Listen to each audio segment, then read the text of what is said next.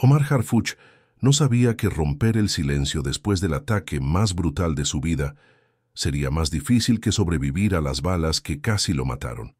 Pero ahí estaba, en la madrugada fría de Ciudad de México, contemplando los documentos que narraban su propio infierno con la frialdad burocrática de un expediente más.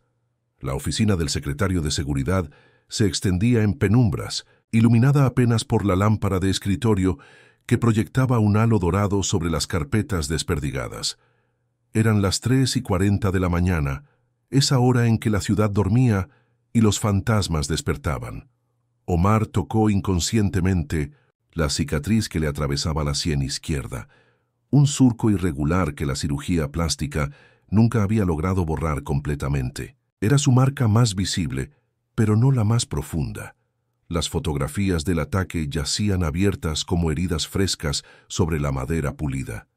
Vehículos destrozados, vidrios esparcidos como diamantes manchados de sangre, el convoy que debía protegerlo convertido en un cementerio de metal retorcido. Había sobrevivido por centímetros, por segundos, por una serie de decisiones que otros habían tomado y que él había padecido. 3 escoltas muertos, 2 civiles inocentes arrastrados al infierno de balas cruzadas, y él, Omar Harfuch, secretario de Seguridad de México, había emergido de esa masacre como un fantasma que respiraba. El café en su taza se había enfriado hacía horas, pero sus manos lo sostenían como si fuera lo único que lo mantenía anclado al presente. Afuera, la ciudad que él juramentó proteger dormía inquieta, ajena a que su principal guardián llevaba meses luchando contra el peso de un silencio que lo asfixiaba más que cualquier bala. Los informes oficiales contaban una versión aséptica, políticamente conveniente. Ataque terrorista, respuesta eficaz de las fuerzas de seguridad, secretario ileso y en pleno ejercicio de sus funciones. Pero los informes no sangraban en las madrugadas, no despertaban gritando, no veían rostros de muertos en cada sombra que se movía. Omar cerró los ojos y por un momento permitió que el recuerdo lo invadiera. El sonido ensordecedor de las ráfagas automáticas, el olor a pólvora y gasolina, la sensación de estar siendo cazado como un animal. Cuando los abrió, su reflejo en la ventana le devolvió la mirada de un hombre que había aprendido a usar máscaras. Pero esta madrugada era diferente. Algo había cambiado en las últimas horas, una grieta en la armadura de silencio que había construido para sobrevivir. Tal vez era el peso acumulado de mentiras por omisión, o quizás la certeza de que otros morirían si él continuaba guardando secretos que podrían salvar vidas. Tomó el teléfono, lo miró un largo momento, y luego lo volvió a dejar sobre el escritorio. Todavía no, pero pronto. Muy pronto, Omar Harfuch tendría que decidir si prefería seguir siendo una víctima silenciosa o convertirse en el hombre que eligió la verdad, sin importar el precio. El recuerdo llegó como siempre llegaba, sin aviso, brutal, arrastrándolo, de vuelta a esa mañana de junio, cuando todavía creía que la violencia era algo que le pasaba a otros. Omar Harfuch había salido de su casa en Polanco a las 7:15 a.m., como cualquier martes normal. El convoy de 3 vehículos se movía con la precisión coreografiada de una rutina ensayada 1000 veces. El auto de avanzada, su blindado en el centro, el de apoyo cerrando la formación. Las calles de la Ciudad de México se desplegaban familiares y predecibles. El tráfico matutino, un río conocido de metal y prisa. Iba revisando informes en el asiento trasero cuando Capitán Morales, su jefe de escoltas, murmuró algo por el radio. Una palabra que no alcanzó a procesar completamente. Sospechoso. Todo cambió en el espacio de un latido. El mundo explotó desde 3 direcciones simultáneas.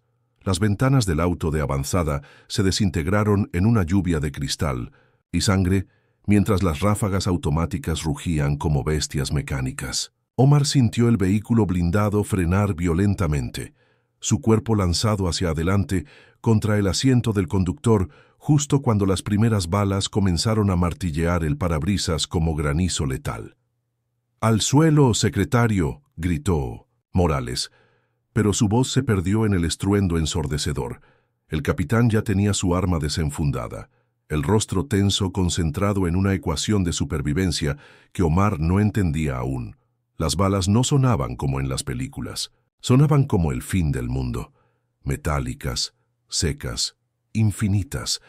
El blindaje aguantó los primeros impactos, pero Omar podía sentir cómo el vehículo se sacudía con cada ráfaga, como un animal herido tratando de mantenerse en pie. Por la ventana lateral alcanzó a ver figuras vestidas de negro, moviéndose con precisión militar entre los autos civiles. No eran pandilleros improvisados. Eran soldados del cártel, profesionales entrenados para matar funcionarios como él.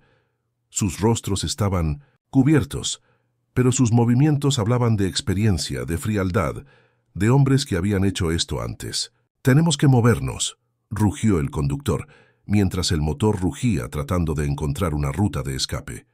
Pero no había escape. Los atacantes habían elegido el lugar perfectamente.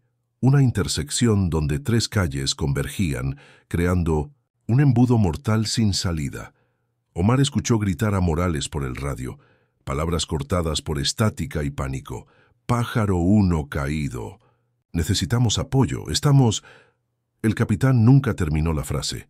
Una bala atravesó el vidrio lateral y lo alcanzó en el cuello.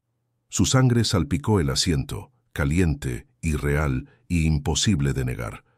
En ese momento, Omar Harfuch, secretario de Seguridad de México, entendió que iba a morir.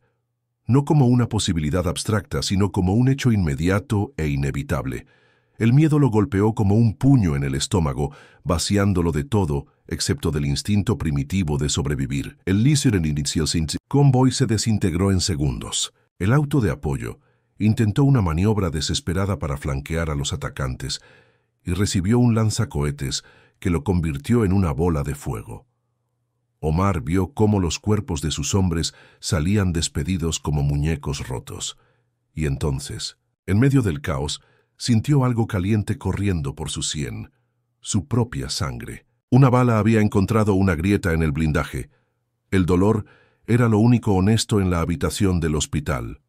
Omar despertó cada mañana durante 3 semanas con la certeza de que las balas seguían ahí, alojadas en su carne como recordatorios permanentes de su mortalidad. Los médicos le habían extraído los fragmentos metálicos, cosido la piel desgarrada, reconstruido el hueso temporal fracturado, pero no podían operar el miedo que se había instalado en sus entrañas como un tumor invisible. «Los signos vitales son excelentes, secretario», decía el doctor Ramírez cada mañana, revisando las vendas con manos expertas.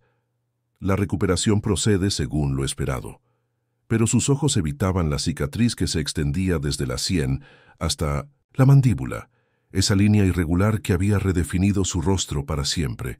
Su esposa, Alejandra, permanecía sentada junto a la cama como una centinela silenciosa, sosteniendo su mano con una fuerza que hablaba de miedo mal disimulado. No había llorado delante de él, no una sola vez, pero Omar podía ver el peso del terror en la curvatura de sus hombros, en la forma en que sobresaltaba cada vez que sonaba su teléfono. «Deberías renunciar», le había susurrado la noche anterior, palabras que flotaron en la oscuridad como una confesión. «Nadie te culparía. Casi mueres, Omar. Casi...» Él no había respondido porque no tenía una respuesta que fuera completamente honesta. Una parte de él, la parte que despertaba empapada en sudor frío cada madrugada, quería huir, quería desaparecer. En una casa segura, cambiar de identidad, vivir el resto de sus días como un hombre ordinario que no llevaba el peso de un país en los hombros. Pero cada vez que cerraba los ojos, veía el rostro del capitán Morales en el momento en que la bala lo alcanzó.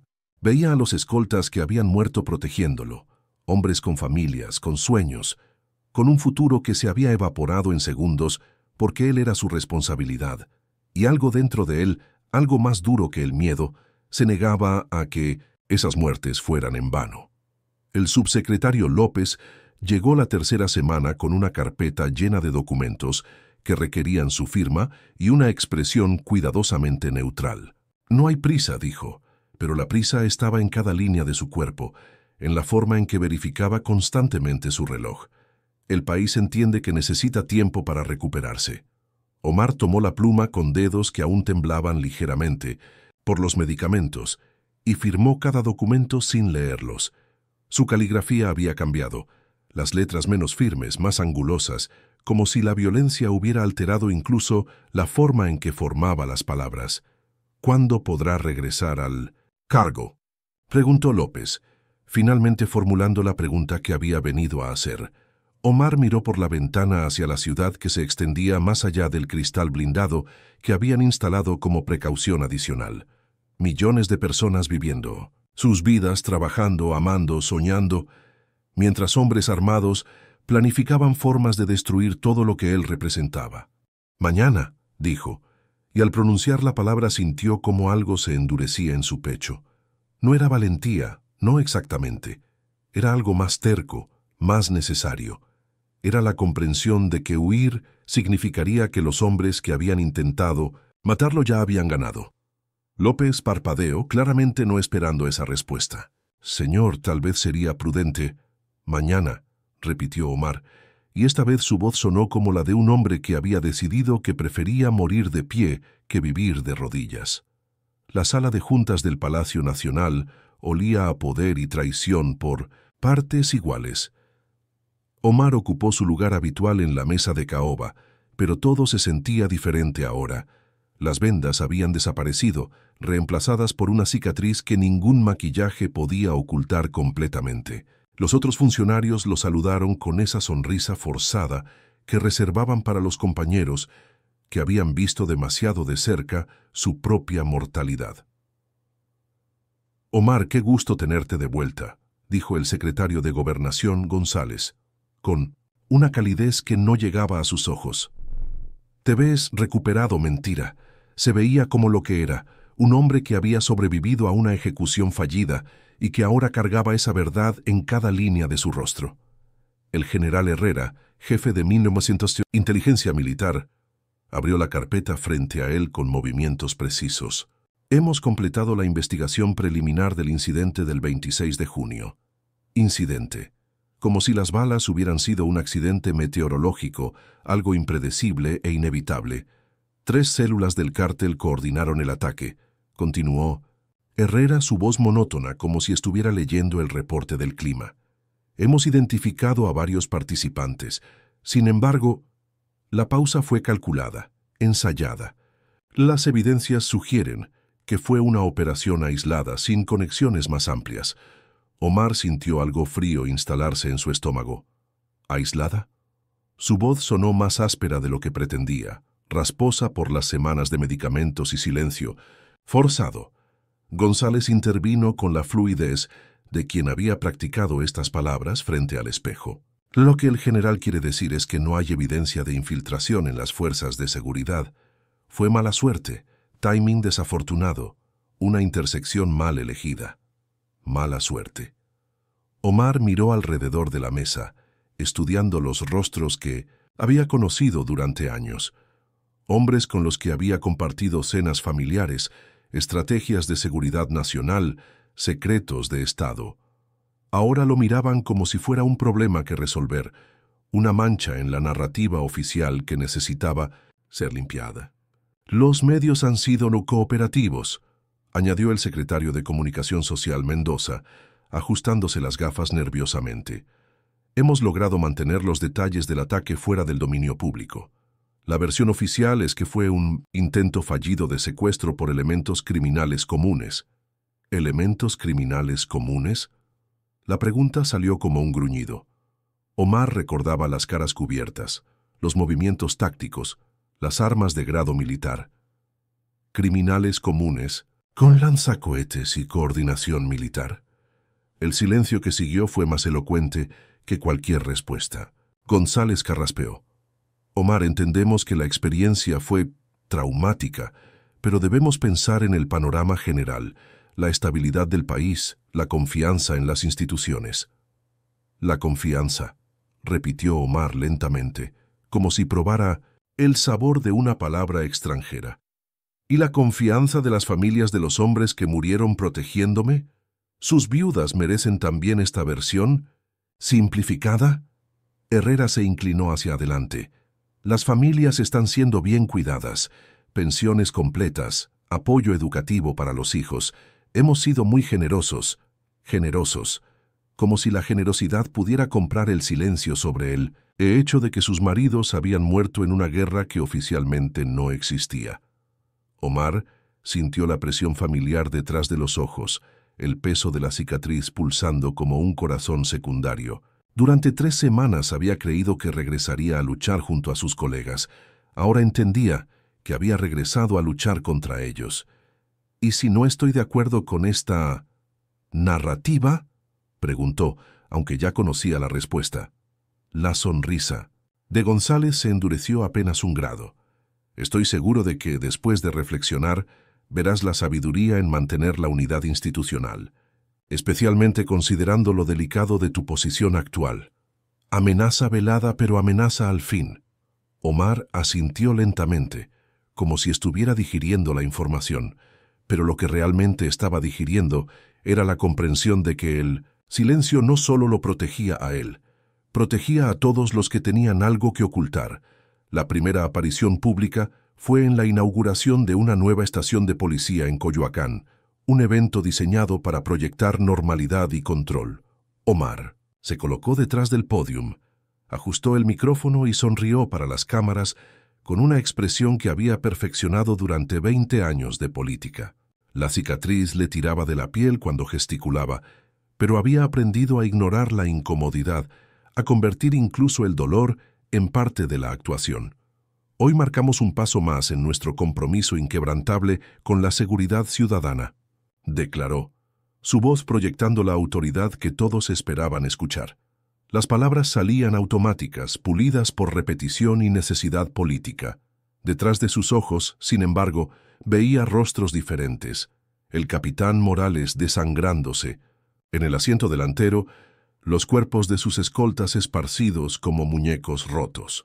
Un periodista de Televisa levantó la mano. Secretario Harfuch, ¿cómo evaluaría usted el estado actual de la seguridad en la capital? Omar sintió el peso familiar de la mentira organizándose en su garganta. Los indicadores muestran una tendencia positiva consistente. Nuestras fuerzas trabajan incansablemente para...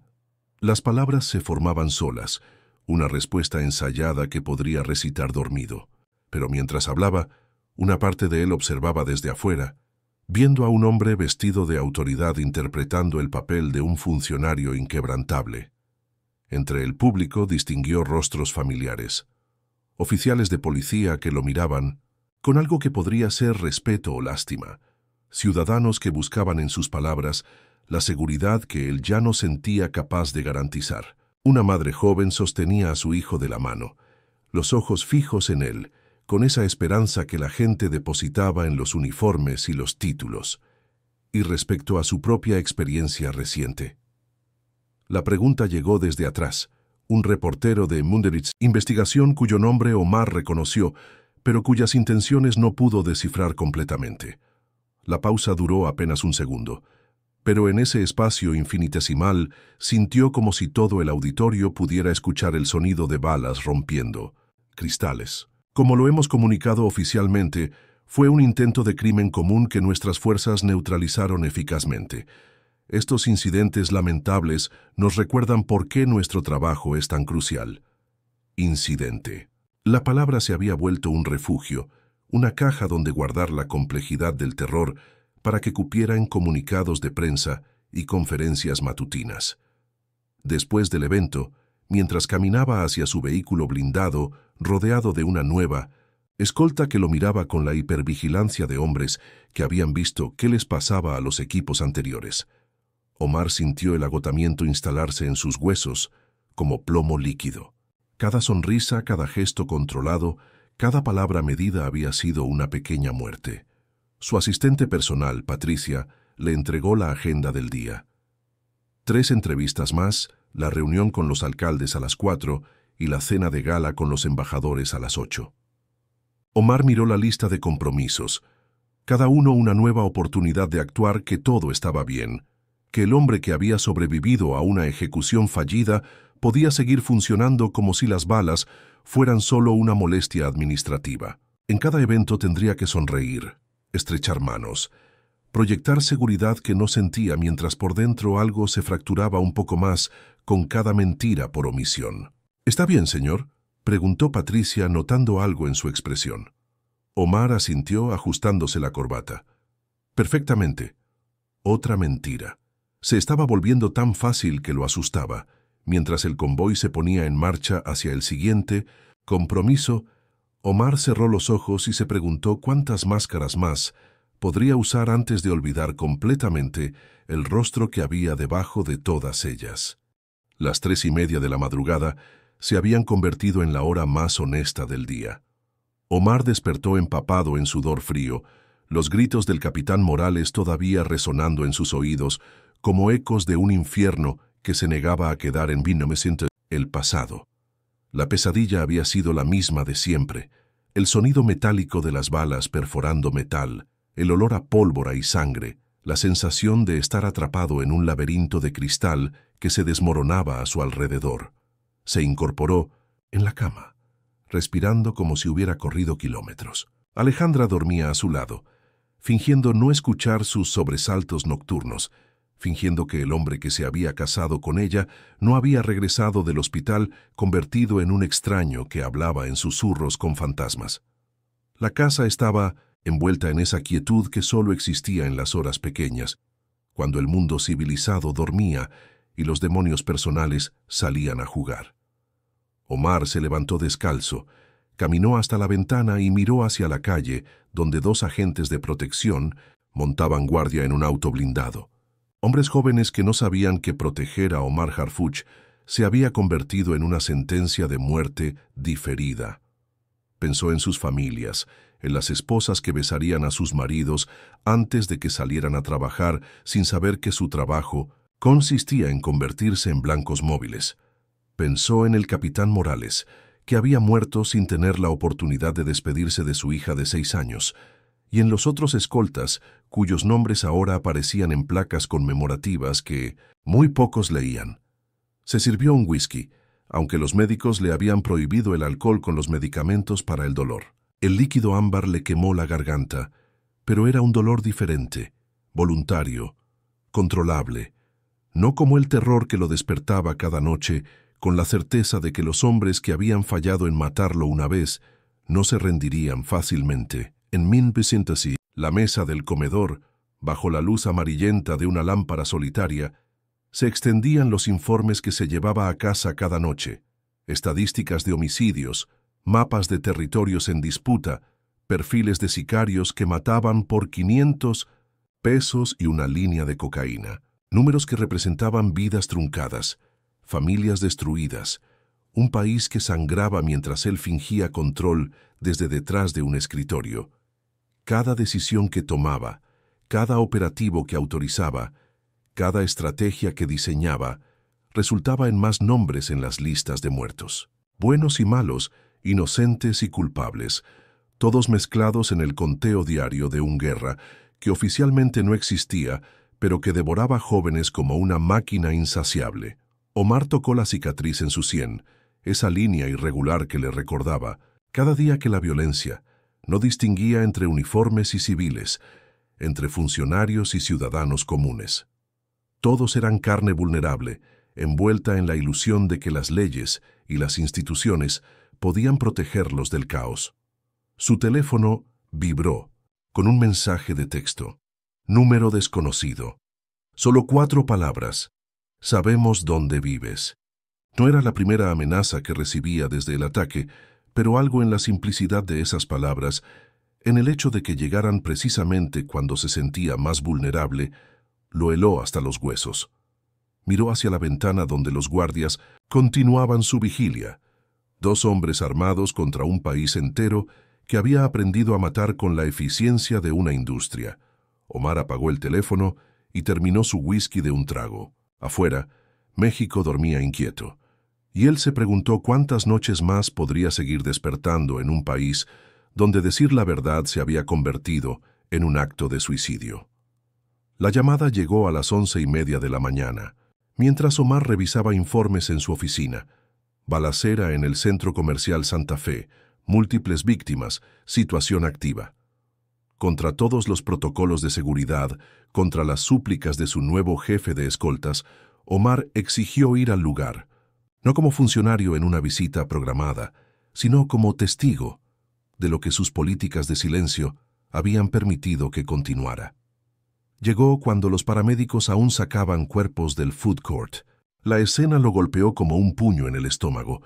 Familias destrozadas, niños llorando sobre charcos de sangre que no entendían, empleados de 18 años cuyo único crimen había sido servir hamburguesas en el lugar equivocado a la hora equivocada.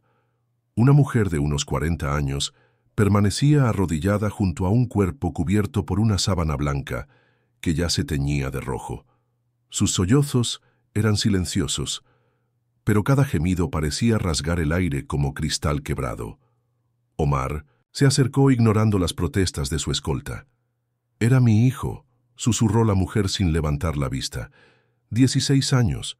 Vino a comprar un regalo para su novia. Sus palabras salían entrecortadas, como si cada sílaba le costara un pedazo de alma. Me dijo que regresaría en 1 hora.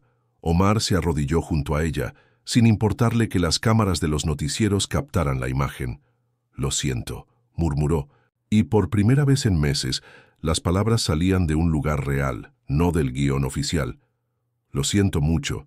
La mujer lo miró entonces, reconociéndolo. En sus ojos no había respeto ni deferencia, solo una pregunta simple y devastadora. «¿Para qué sirven ustedes si esto sigue pasando?». Esa pregunta se le clavó en el pecho como una bala que ningún chaleco antibalas podría detener. Omar había ensayado 1000 respuestas para esa pregunta en conferencias de prensa, pero frente al dolor crudo de una madre que acababa de perder a su hijo, todas las respuestas oficiales se desmoronaron como castillos de arena. Un inspector de la policía ministerial se acercó con el reporte preliminar. «Señor secretario, fue una disputa territorial entre células rivales. El centro comercial quedó en medio del fuego cruzado. Pausa calculada. Incidente aislado sin conexiones con organizaciones mayores. Incidente aislado». Las mismas palabras que habían usado para describir su propio ataque. Omar miró alrededor, del food court convertido en morgue temporal, y entendió con claridad brutal que nada de esto era aislado. Era sistemático, predecible, parte de una guerra que las instituciones habían decidido fingir que no existía, mientras los muertos se acumulaban como evidencia silenciosa. Se incorporó lentamente, las rodillas manchadas de sangre de un adolescente cuyo nombre nunca conocería. Su escolta lo miraba nervioso, esperando la orden de retirarse, de regresar a la seguridad controlada de las oficinas gubernamentales donde la violencia era estadística, no realidad.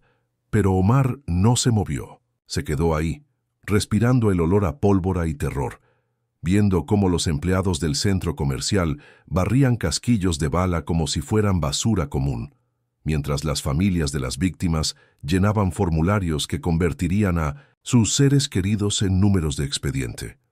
En ese momento, algo se rompió definitivamente dentro de él. No fue dramático, no fue súbito.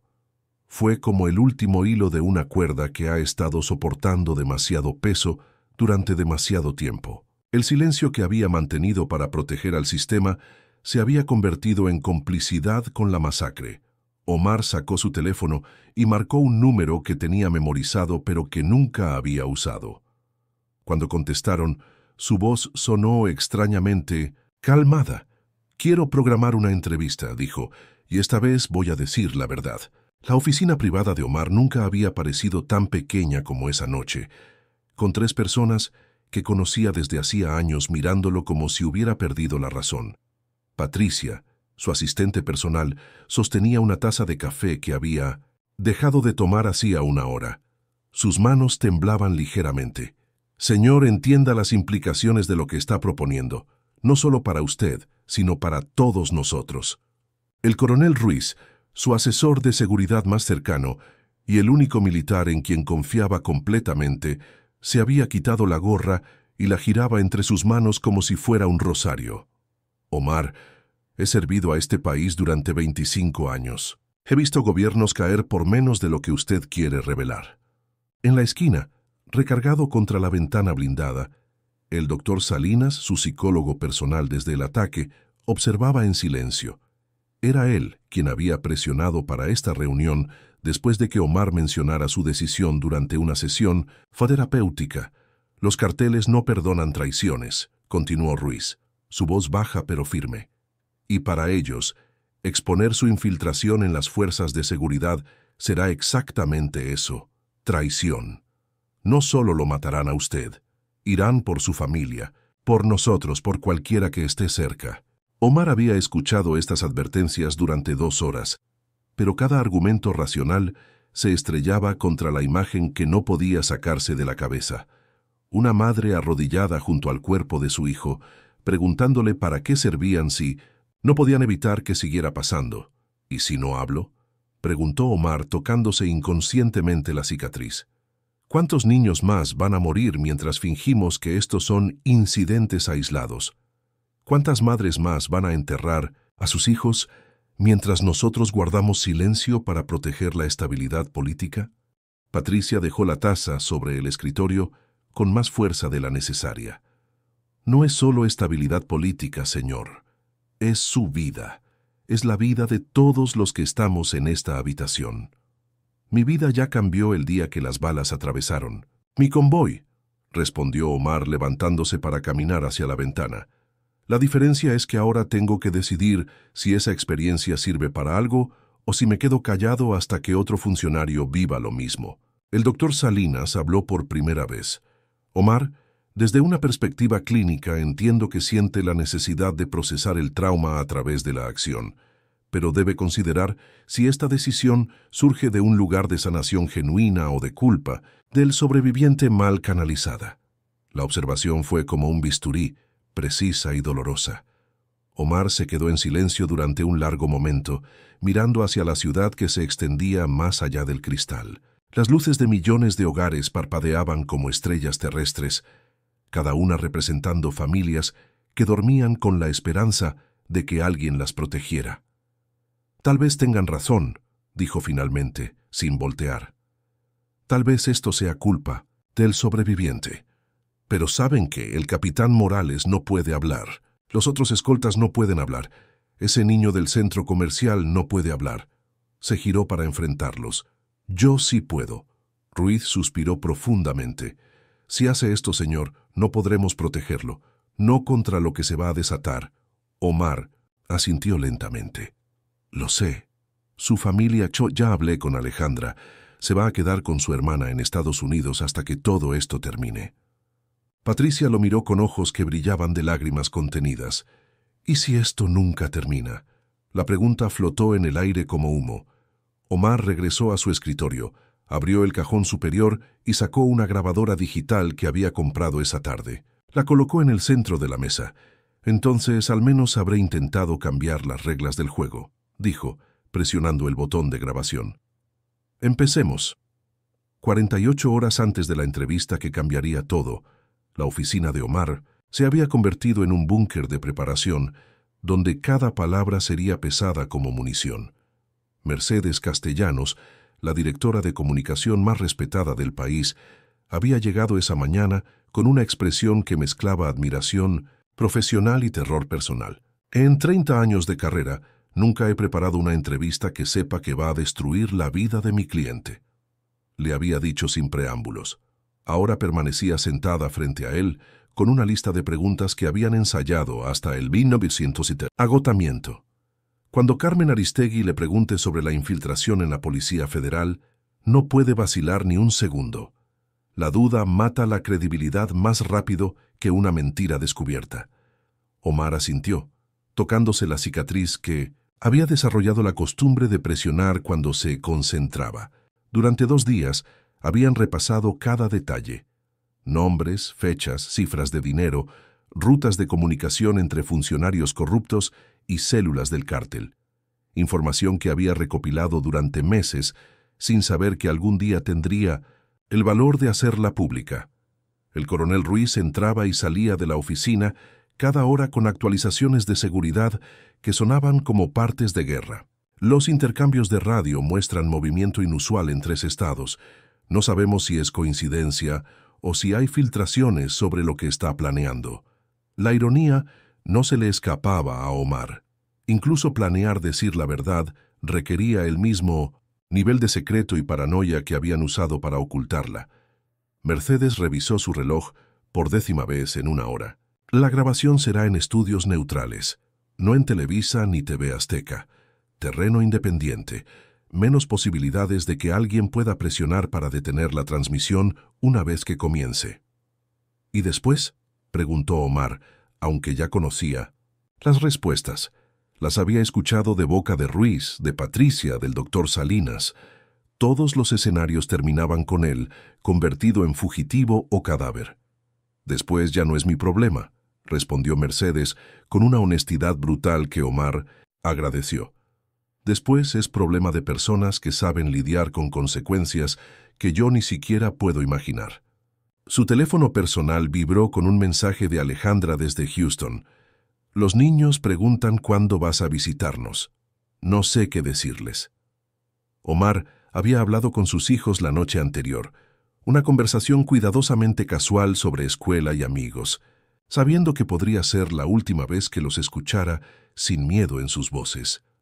Patricia entró con una taza de café que él no había pedido, pero que necesitaba. Los estudios confirman la cita para mañana a las 6 de la tarde.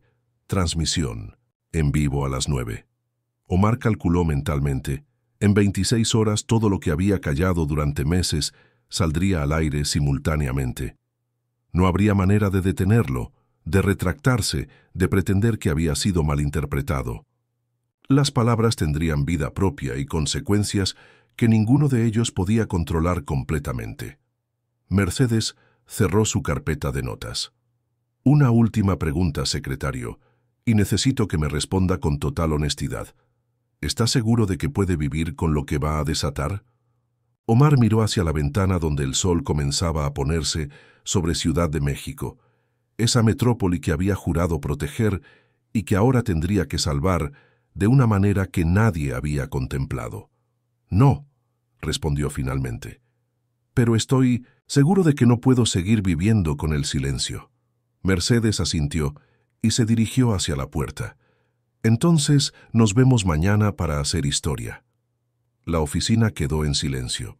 Omar se quedó solo con la certeza de que en 24 horas el hombre que había sido dejaría de existir para siempre. Las luces del estudio se encendieron a las 9 en punto, y con ellas todo lo que Omar Harfuch había callado durante 8 meses salió al aire ante 23 millones de mexicanos. Carmen Aristegui lo miraba desde el otro lado de la mesa con la expresión de una periodista que sabía que estaba a punto de transmitir historia en tiempo real. No hubo preámbulos cordiales, no hubo sonrisas de cortesía, solo la pregunta que había estado esperando desde que se sentó bajo los reflectores implacables. Secretario Harfuch, ¿fue realmente un intento de secuestro por criminales comunes lo que ocurrió el 26 de junio? Omar sintió como algo se rompía definitivamente en su pecho, una compuerta que había mantenido cerrada con fuerza sobrehumana durante meses. Tocó inconscientemente la cicatriz en su sien y respondió con una voz que sonaba extrañamente liberada. No, Carmen. Fue una ejecución planificada por el cártel de Sinaloa con información proporcionada por funcionarios de la Policía Federal que están en su nómina. El silencio que siguió no duró más de 3 segundos, pero fue el tipo de silencio que cambia países. Aristegui se inclinó hacia adelante. ¿Está usted acusando a miembros de las fuerzas federales de traición? No los estoy acusando, los estoy nombrando. Omar sacó una carpeta que había mantenido sobre sus rodillas. Comandante Héctor Beltrán, subdirector Miguel Castelán, capitán Roberto Fuentes, todos reciben pagos mensuales de entre 50 y 200,000 pesos por proporcionar rutas, horarios y composición de convoyes oficiales. Cada nombre caía como una piedra en agua quieta, creando ondas que se expandían más allá del estudio hacia oficinas gubernamentales, casas de funcionarios, cuarteles militares, donde hombres veían cómo sus secretos más protegidos se desintegraban en vivo. El ataque en el que casi pierdo la vida no fue casualidad, continuó Omar, su voz ganando fuerza con cada palabra. Sabían exactamente qué ruta tomaríamos porque alguien de adentro se las proporcionó.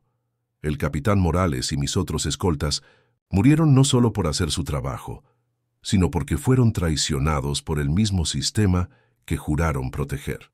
Aristegui consultó sus notas, pero Omar podía ver que estaba improvisando, reaccionando a revelaciones que iban más allá de lo que habían planeado. ¿Por qué decidió guardar silencio durante 8 meses? La pregunta lo golpeó como un puñetazo en el estómago. Omar pensó en todas las reuniones donde le habían pedido discreción, en todas las noches sin dormir, en todas las mentiras por omisión que había tenido que sostener. Porque me dijeron que era por el bien del país, que revelar la verdad desestabilizaría las instituciones. Su risa fue amarga, sin humor. ¿Pero sabe qué desestabiliza realmente las instituciones? Permitir que se pudran desde adentro, mientras fingimos que todo está bien. ¿Qué fue lo que lo hizo cambiar de opinión? Omar cerró los ojos por un momento y vio el rostro de la madre arrodillada junto a su hijo muerto en el centro comercial. Vi a una madre enterrar a su hijo de 16 años y preguntarme para qué servíamos si no podíamos evitar que siguiera pasando. Y me di cuenta de que no tenía una respuesta honesta mientras siguiera guardando silencio. La cámara se acercó a su rostro, capturando cada línea de fatiga, cada marca de trauma, la cicatriz que había intentado ocultar durante meses. Por primera vez desde el ataque, Omar Harfuch se permitió ser completamente vulnerable frente a un país entero. Esta noche 23 millones de mexicanos saben lo que yo he sabido durante 8 meses, dijo, mirando directamente a la cámara. La pregunta ahora es ¿qué vamos a hacer con esa información? Afuera del estudio, en Ciudad de México y en todo el país, teléfonos comenzaron a sonar, reuniones de emergencia se convocaron y un silencio de décadas comenzó a agrietarse, como cristal bajo presión. La tormenta se desató antes de que Omar pudiera salir del estudio. Su teléfono comenzó a vibrar como un insecto enloquecido, mientras los créditos finales de la entrevista aún corrían en pantalla. El primer mensaje llegó del secretario de Gobernación. Has cometido traición al Estado. Tu renuncia será efectiva inmediatamente.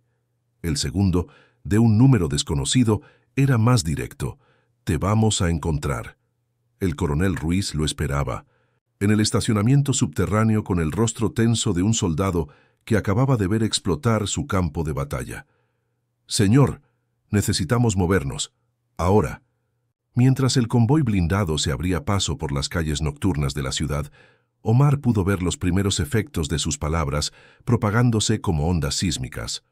En su tablet, Patricia le mostraba los trending topics de Twitter.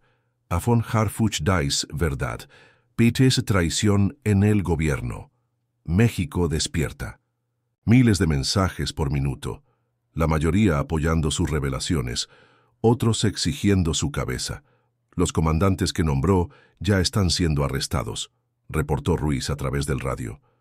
Pero también hay movimiento en sectores que creíamos seguros. No sabemos quién más está comprometido. En su casa de Polanco, convertida ahora en una fortaleza improvisada, Omar se enfrentó a las consecuencias inmediatas de haber elegido la verdad. El teléfono fijo no paraba de sonar. Periodistas, funcionarios furiosos, compañeros de universidad que no hablaban con él desde hacía años, todos queriendo una explicación, una retractación, una confirmación. Mercedes Castellanos llegó, pasada la medianoche, con números que hacían historia. 28 millones de personas vieron la entrevista. Récord absoluto en televisión mexicana. Las redes sociales están colapsadas, pero los números también incluían amenazas. Patricia le mostró la pantalla de su teléfono. 43 llamadas de muerte en las últimas 2 horas, rastreables. A células conocidas en Sinaloa, Michoacán y Jalisco. Lo que Omar no había anticipado era la otra cara de la respuesta. A las 3 de la madrugada, mientras revisaba los informes de seguridad, Patricia entró con una sonrisa extraña. Señor, tiene que ver esto. Encendió la televisión en un noticiero de cable donde una manifestación espontánea había comenzado frente al Palacio Nacional. Cientos de personas sostenían carteles que decían «Gracias por decir la verdad» y «Harfuch, héroe nacional, su Teléfono vibró con un mensaje de texto de un número que reconoció, el general Herrera, el mismo que había insistido en minimizar su ataque. Omar, what you did tonight was what Mexico needed. Count on my support. Más mensajes llegaron en oleadas, colegas que habían guardado silencio durante años sobre irregularidades que habían presenciado, reporteros que habían sido censurados, familias de policías asesinados que finalmente tenían esperanza de justicia. «Está pasando algo que no esperábamos», murmuró Mercedes, mirando las pantallas múltiples que mostraban reacciones en todo el país. «La gente no solo te está apoyando, te está siguiendo». Omar se acercó a la ventana blindada de su estudio y miró hacia la ciudad que había cambiado para siempre en el espacio de una entrevista de 40 minutos. En las calles, grupos de personas caminaban con velas encendidas. Una vigilia espontánea que se había extendido por colonias enteras. Ruiz entró con el reporte nocturno de seguridad. «Las amenazas son reales, señor, pero también lo es esto», señaló hacia la ventana. 5.000 personas han rodeado la casa, no para atacarlo, para protegerlo. Omar sintió algo que no había experimentado desde el día del ataque: esperanza, mezclada con terror, la comprensión de que había desatado fuerzas que ya no podía controlar, pero que tal vez, solo tal vez, podrían ser más poderosas que el silencio que había estado matando al país desde adentro. Su teléfono vibró una vez más. Esta vez era Alejandra, desde Houston. «Vi la entrevista, estoy orgullosa de ti, cuídate, te amo». Afuera México comenzaba a despertar de una pesadilla de décadas, y Omar Harfuch se daba cuenta de que ya no estaba solo en la lucha. 6 meses después de la entrevista que partió la historia de México en dos, Omar Harfuch despertó sin miedo por primera vez desde el ataque. No fue porque las amenazas hubieran desaparecido. Los carteles seguían poniendo precio a su cabeza, y su nueva casa en las afueras de Querétaro tenía más sistemas de seguridad que una embajada. Fue porque había aprendido la diferencia entre vivir con miedo y vivir con propósito. La cicatriz en su sien ya no la tocaba inconscientemente. Se había convertido en parte de él, como la barba que ahora llevaba o las líneas más profundas alrededor de sus ojos. Marcas de un hombre que había elegido pagar el precio completo de sus decisiones. Ese domingo por la mañana, mientras preparaba café en una cocina que Alejandra había decorado con la esperanza cautelosa de quien regresa lentamente a casa, Omar revisó los titulares en su tablet. «Capturado último comandante corrupto de la red Sinaloa. Reformas de transparencia aprueban en Senado por unanimidad. Familias de víctimas crean Fundación Capitán Morales. Los cambios no habían llegado como avalancha, sino como río, que encuentra su curso después de romper una presa. Lento, persistente, imparable. 43 funcionarios federales arrestados. Protocolos de seguridad completamente rediseñados. Una nueva cultura de denuncia que había comenzado con su confesión televisiva y ahora se extendía por todo el sistema. Su hijo mayor, Diego, bajó las escaleras con la camiseta del América puesta y la sonrisa de un adolescente que había recuperado a su padre. «Papá, ¿vienes al partido?» Durante meses Omar había vivido blindado, protegido, aislado del mundo normal, pero Mercedes Castellanos tenía razón. La verdad había liberado fuerzas más poderosas que los carteles. La sociedad civil organizada, los medios independientes, una generación joven que se negaba a aceptar la normalización de la violencia. «Voy contigo», respondió Omar, cerrando la tablet. El partido de fútbol de su hijo era en una cancha pública. 6 meses atrás habría sido impensable. Hoy era la nueva normalidad de un hombre que había descubierto que la única seguridad real venía de no tener nada que ocultar. En el estadio, mientras veía a Diego correr detrás del balón con la intensidad de quien juega como si el mundo dependiera de ello, Omar sintió una mano en su hombro. Se giró para encontrarse con el rostro familiar de Capitán Ruiz, ahora jefe de la nueva Unidad de Integridad Federal.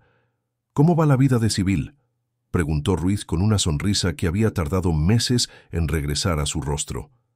«Extraña», admitió Omar, «pero honesta». Ruiz asintió mirando hacia la cancha donde niños de 12 años jugaban con la seriedad de profesionales. ¿Alguna vez te arrepientes? La pregunta flotó en el aire mientras Diego anotaba un gol y gritaba de alegría.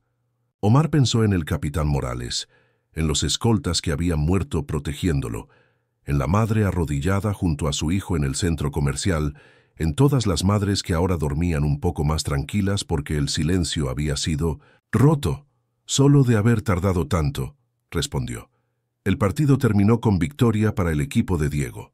Mientras caminaban hacia el auto, su hijo le preguntó con la curiosidad directa de los 15 años, «Papá, ¿por qué la gente te saluda? ¿Diferente ahora?» Omar se detuvo a mitad del estacionamiento. Alrededor de ellos, familias normales vivían sus domingos normales en un país que había aprendido que la normalidad podía incluir la verdad sin colapsar. Porque dejé de fingir que todo estaba bien cuando no lo estaba. Diego procesó mi respuesta con la seriedad de alguien que había crecido rápido durante los últimos meses. ¿Y ahora todo está bien?